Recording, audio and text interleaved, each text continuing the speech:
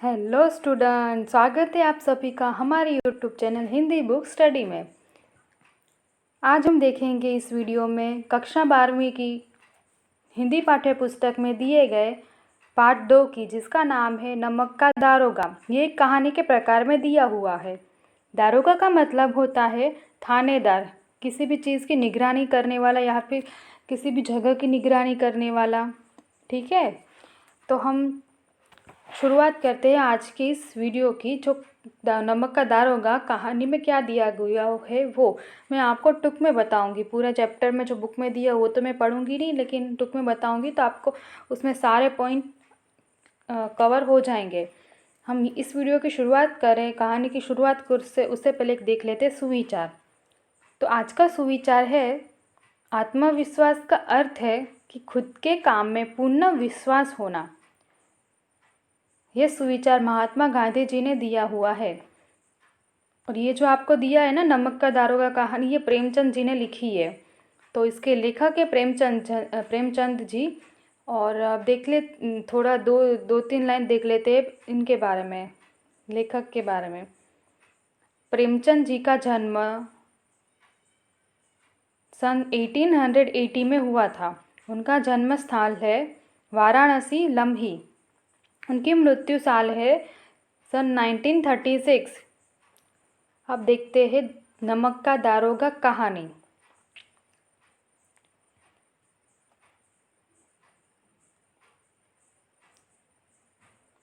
यहाँ पे मैं आपको शुरुआत करूँ कहानी की, उससे पहले दो व्यक्ति के बारे में बता देती हूँ ताकि आपको समझने में सरलता रहे। यहाँ पे दो मेन व्यक्ति की बात की गई है। एक है वंशीधर, जो एक ईमानदार और कर्तव्य परायण व्यक्ति थे, और दूसरे हैं पंडित अलोपीदीन, जो दांतागंज के सबसे अधिक अमीर और इज्जतदार व्यक्ति थे। तो शुरुआत करते हैं कहानी की। मुंशी वंशीधर एक ईमानदार और कर्तव्य परायण व्यक्ति है। नमक विभाग के दारोगा पद पर उसकी नियुक्ति हुई थी। यह विभाग अधिक आकृष्ट और प्रतिष्ठित था। अधिक आमदनी भी होती थी।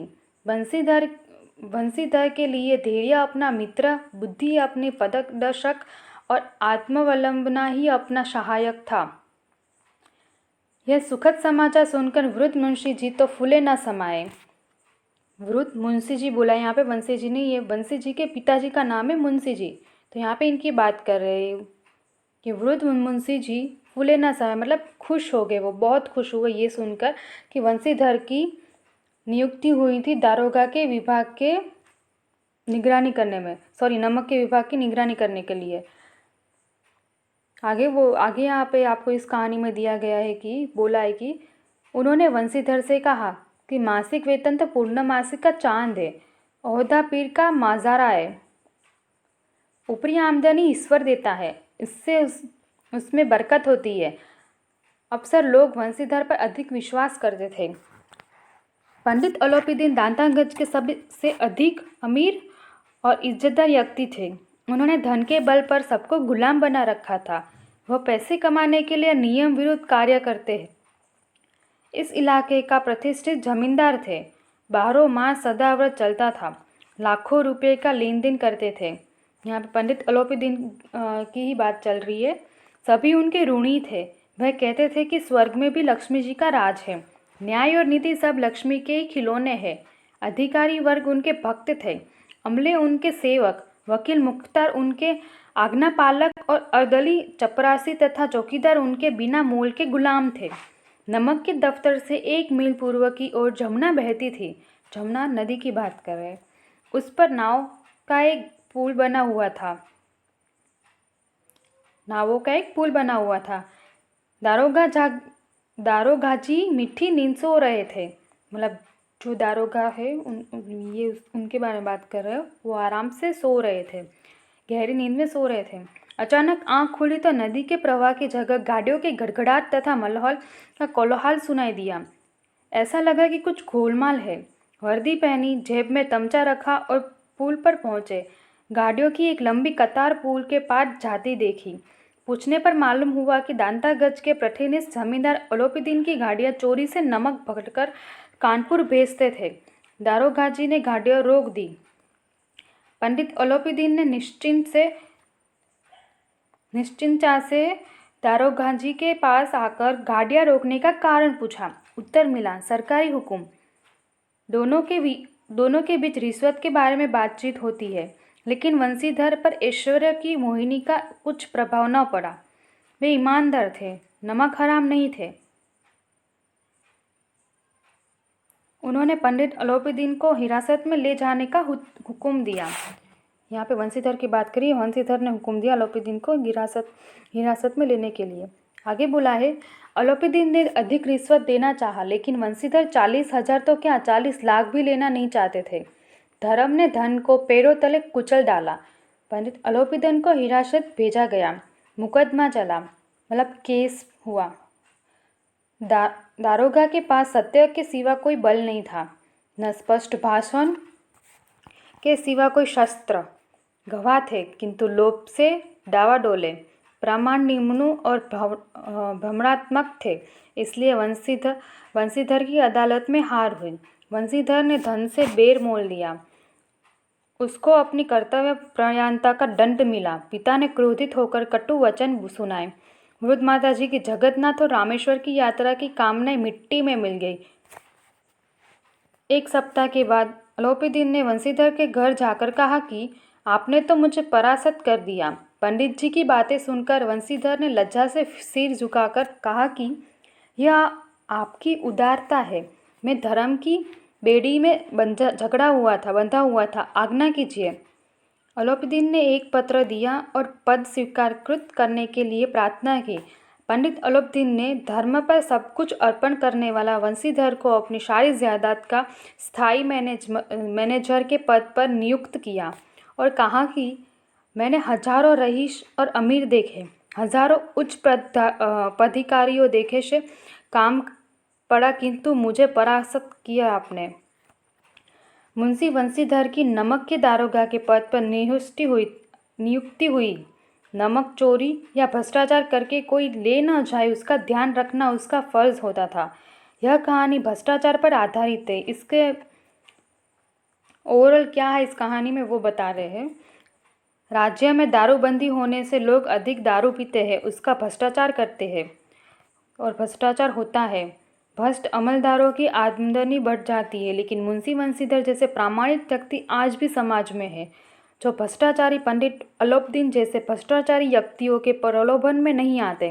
भ्रष्टाचारी व्यक्ति समाज में जल्दी से ना कमा लेते हैं, लेकिन प्रामाणिक व्यक्ति की समाज में कदर भी कोई नहीं करता। भ्रष्टाचारी पंडित अलोपीदीन ने ही पंडित प्रामाणिक वंशीधर के व्यक्तित्व पर प्रभावित होकर अपने जायदाद का स्थायी मैनेजर बनाया। आज भी वंशीधर जैसे ईमानदार दारोगा है, जो अलोपीदीन जैसे भ्रष्टाचारी व्यक्ति के प्रलोभन को भी ठुकरा देते हैं। तो अब हम देखते हैं इसका स्वाध्याय। अगर आपको मैंने जो भी यहाँ पे बताया कहानी, उसमें कुछ भी समझ में ना आया हो तो आप मुझे कमेंट करके पूछ सकते हैं। अब देखते हैं इसका स्वाध्याय। स्वाध्याय में आपको पहले बुलाए कि निम्नलिखित प्रश्नों के उत्तर दीजिए। दिए गए विकल्प में से चुनकर लिखिए। तो विकल्प को दिए यहाँ पे मैं आपको क्वेश्चन बुक में से पढ़ूंगी और आपको आंसर मैंने यहाँ पे इस वीडियो में दिए हुए। आप भी जब भी ये वीडियो देखें तब हो सके तो अपनी टेक्स्ट बुक हिंदी की पाठ्यपुस्तक साथ में लेके ही बैठना।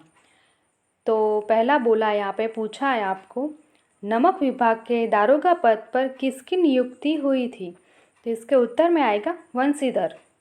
दूसरा बोला है पूछा है, नमक की गाड़ियाँ किसकी थी? इसके उत्तर में लिखना आप लोग पंडित अलोपीदीन की। तीसरा पूछा है, पंडित अलोपीदीन को किस पर अखंड विश्वास था? इसके उत्तर में आएगा लक्ष्मी जी पर। चौथा है, वंशीधर को पंडित अलोपीदीन ने कौन से पद पर नियुक्त किया? नियुक्त मतलब रखा। ये कॉमन से वर्ड है, आपको समझ तो आ ही जाएंगे। इसके उत्तर में आएगा स्थायी मैनेजर। दूसरा क्वेश्चन बोला है आपको यहाँ पे, निम्नलिखित प्रश्नों के उत्तर एक एक वाक्य में दीजिए। तो इसका फर्स्ट क्वेश्चन है, वंशीधर किस विभाग के दारोगा थे? तो इसके उत्तर में आएगा वंशीधर नमक विभाग के दारोगा थे। दूसरा पूछा है, वंशीधर ने पुल पर क्या देखा? इसके उत्तर में आएगा वंशीधर ने पुल पर गाड़ियों की एक लंबी कतार देखी। तीसरा पूछा है, पंडित अलाउद्दीन को किसने हिरासत में लिया? इसके उत्तर में आएगा, पंडित अलाउद्दीन को मुंशी वंशीधर ने हिरासत में लिया। चौथा पूछा है, मुकदमे में किसकी जीत हुई? इसके उत्तर में आएगा, मुकदमे में पंडित अलाउद्दीन की जीत हुई। पांचवा है, वंशीधर की माता की कौन सी कामना मिट्टी में मिल गई? तो इसके उत्तर में आप लोग लिखना, वंशीधर की माता की जगन्नाथ और रामेश्वर यात्रा की कामना मिट्टी में मिल गई। अभी नेक्स्ट आपको पूछा है, निम्नलिखित प्रश्नों के उत्तर 2-3 वाक्यों में दीजिए। तो यहाँ पे मैं इतने बड़े बड़े थे तो मैंने यहाँ पे लिखा नहीं है, लेकिन मैं पढ़ रही हूँ। अगर ना समझ में आए फिर आप मुझे कमेंट करके बोल देना, और हो सके क्वेश्चन में कुछ भी डाउट हो तो पूछ लेना। और ये वीडियो अगर आपको क्वेश्चन आंसर एक बार में समझ में ना आए तो 2-3 बार सुन लेना। तो अभी मैं आपको क्वेश्चन पढ़ के उसके आंसर बताती हूँ। फर्स्ट क्वेश्चन आपको पूछा है, वृद्ध मुंशी जी क्यों फूले न समाये? तो उसके उत्तर में आएगा, आप लोग लिखना, वृद्ध मुंशी जी के पुत्र वंशीधर को नमक का दारोगा का पद मिला।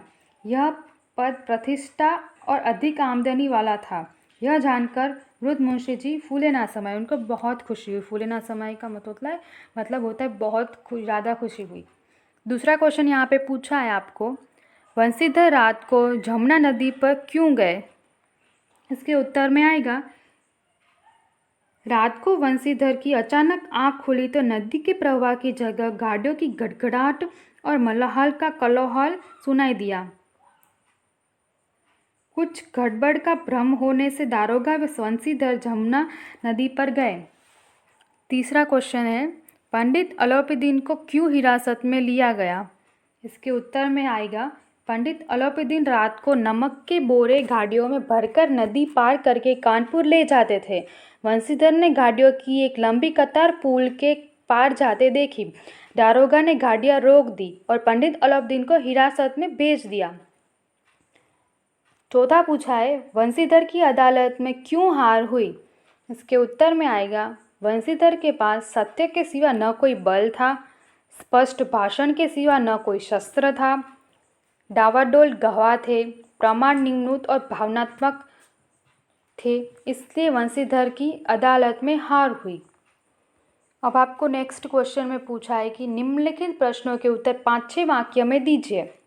उसका फर्स्ट क्वेश्चन है, पंडित अलाउद्दीन के व्यक्तित्व का परिचय दीजिए। ये आपको इसमें आपको कम से कम 5-6 यहाँ पे बोला है, लेकिन 10-12 लाइन तो आराम से लिखनी है। मैं यहाँ पे आपको बताती हूँ कि इसका उत्तर क्या आएगा, अच्छे से सुनना ध्यान से। पंडित अलाउद्दीन दांतागज के सबसे अधिक अमीर और इज्जतदार व्यक्ति थे। उन्होंने धन के बल पर सबको गुलाम बना रखा था। वह पैसे कमाने के लिए नियम विरुद्ध कार्य करते थे। इस इलाके का प्रतिष्ठित जमींदार थे। 12 माह सदाव्रत चलता था। लाखों रुपए का लेन देन करते थे। सभी उनके ऋणी थे, मतलब गांव वाले सारे उनके ऋणी थे। लक्ष्मी जी पर उनका अखंड विश्वास था। वे कहा करते थे कि स्वर्ग में लक्ष्मी जी का ही राज्य चलता है। न्याय और नीति सब लक्ष्मी के ही खिलौने हैं। अधिकारी वर्ग उनके भक्त थे, अमले उनके सेवक, वकील मुखरात उनके आज्ञापालक और अर्दली चपरासी तथा चौकीदार उनके बिना मोल के गुलाम थे। वे इस आधात वन के सिंह थे।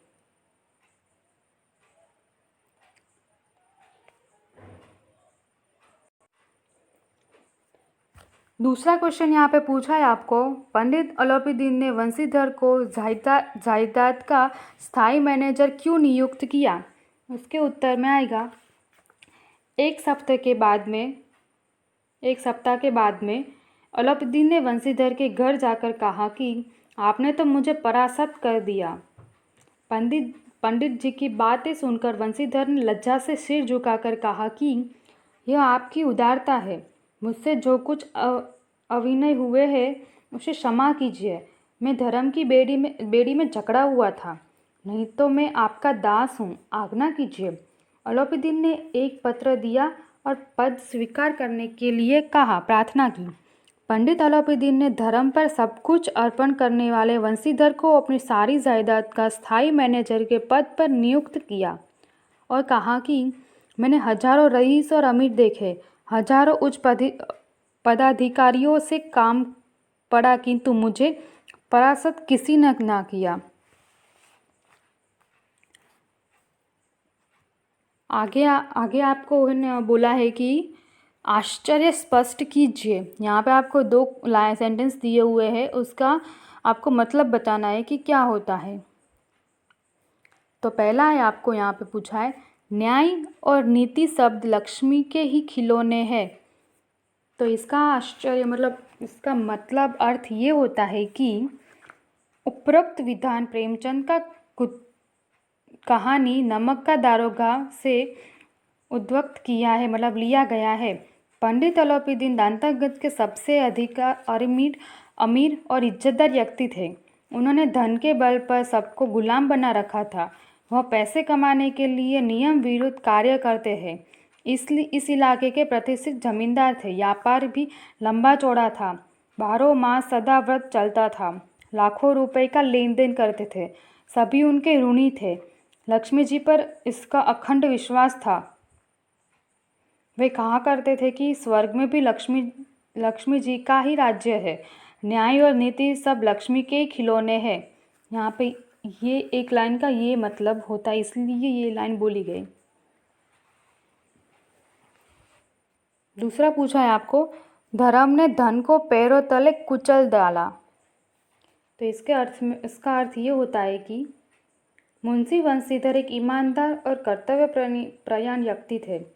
नमक के दारोगा पर उनकी नियुक्ति हुई। यह पद अधिक प्रतिष्ठित और अच्छी आमदनी वाला था। पंडित अलाउद्दीन दांतागंज के सबसे अधिक अमीर और इज्जतदार व्यक्ति थे। उन्होंने धन के बल पर सबको गुलाम बना रखा था। एक दिन नमक के बोरे गाड़ियों में लादकर रात को ले जाते थे, तब दारोगा जी ने उनकी गाड़ियाँ रोक दी। उस वक्त रिश्वत के बारे में अलाउद्दीन ने अधिक प्रलोभन देते हैं, लेकिन वंशीधर पर ऐश्वर्य की मोहिनी का कुछ प्रभाव ना पड़ा। वे ईमानदार थे, नमक हराम नहीं थे। उन्होंने धन से पैरों मोल दिया, लक्ष्मी को ठुकरा दिया। रिश्वत न लेना, प्रामाणिक से अपना फर्ज और अदा करना इसका धर्म था। धर्म ने धन को पैरों तले कुचल डाला, तो इसका यही मतलब होता है। अभी आपको नेक्स्ट और आखिरी पूछा है कि निम्नलिखित कथनों की पूर्ति के लिए दिए गए विकल्प में से उचित विकल्प चुनकर वाक्य पूर्ण कीजिए। उसका पहला है, मैंने आपको आंसर दे रखे हैं इसके। उसमें पहला है, वंशीधर ने अनुभवी पिता ने कहा, ऊपरी आमदनी ईश्वर देता है, इससे बरकत होती है। ये एक पूरा सेंटेंस होता है। और दूसरा है, पंडित अलाउद्दीन को वंशीधर उत्तर देता है, 40,000 नहीं 40 लाख पर भी असंभव है। नेक्स्ट है, पंडित अलाउद्दीन हंसकर बोले, मुझे इस समय एक अयोग्य मनुष्य की ही ज़रूरत है। तो ऐसे ही आपका यहाँ पे स्वाध्याय पूर्ण होता है। अगर आपको स्वाध्याय में या फिर कहानी में कुछ भी डाउट हो तो आप हमें कमेंट करके पूछ सकते हैं। और आपको वीडियो अच्छा लगे तो लाइक करना, शेयर करना और सब्सक्राइब ज़रूर करना। ऐसे ही हम लोग नेक्स्ट 3rd 4th फिर जितने भी आपके हिंदी पाठ्य पुस्तक में दिए गए हैं वो सारे चैप्टर और काव्य की हम लोग इसी तरह डेली आपके लिए वीडियो लेके आते रहेंगे। Thank you for watching my video.